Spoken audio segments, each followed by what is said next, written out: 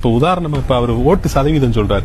எவ்வளவு 8% வந்து கடந்த தேர்தல் அவங்க வாங்கியிருக்காங்க. எவ்வளவு 30 லட்சம் வாக்குகளா? 30 லட்சம் வாக்குகள் வாங்கியிருக்காங்க. இப்ப 30 லட்சம் வாக்குகள் வச்சிருக்கிற ஒரு கட்சிக்கு எந்த பெரிய கட்சியும் தாராளமா 500 கோடி ரூபாய் கொடுப்பாங்கிறது அரசியல் கணக்கு அறிந்தவர்கள் சொல்லக்கூடிய தகவல். வாங்கிடலாம்ல, லம்ப ஒரு 500 கோடி ரூபாய் வாங்கிடலாம்ல. அப்படி ஒரு பெருந்தொகை கிடைக்கக்கூடிய வாய்ப்பு இருந்தும் அதை வேண்டான்னு அவர் தனிச்சு நிக்கிறார். தம்பி, கோடிக்கணக்கான ரூபாயை உனக்கு தர்றேன், எத்தனை சீட்டு கேட்கறிய தர்றேன்னு சொன்ன இடத்துல வேணாம நீ எந்திரிச்சு வந்த ஒரு ஆண் மகன், பிரபாகர மகன் நான் தான் இருக்கேன். ஒருத்தன் கிடையாது. அந்த எனக்கு வேண்டாம், எனக்கு வேண்டாம். நான் 4-3 சீட்டை வச்சு பண்ண போறது இல்ல.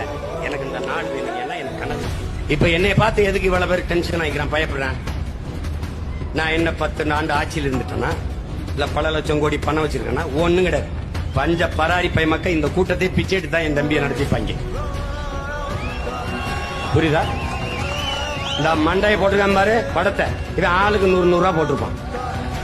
இதான் என்னுடைய நிலைமை. ஆனா என்னை பார்த்து ஏன் பயப்படணும்? இந்தியன் என்று சொல்லி ஏமாத்திட்டு இருந்தான், திராவிடன் என்று சொல்லி ஏமாத்திட்டு இருந்தான். இல்லை, நாங்கள் தமிழர்கள் தான் பயந்துட்டான். என்னுடைய பல்லர்னா, கல்லர்னா, நாடார்னா, செட்டியார்னா, கோனார்னா, பிள்ளைனா, முதலியார்னா, உடையார்னா, வண்ணார்னா, நாவிதர்னா, கிடையாது, தமிழன்டாண்ணா.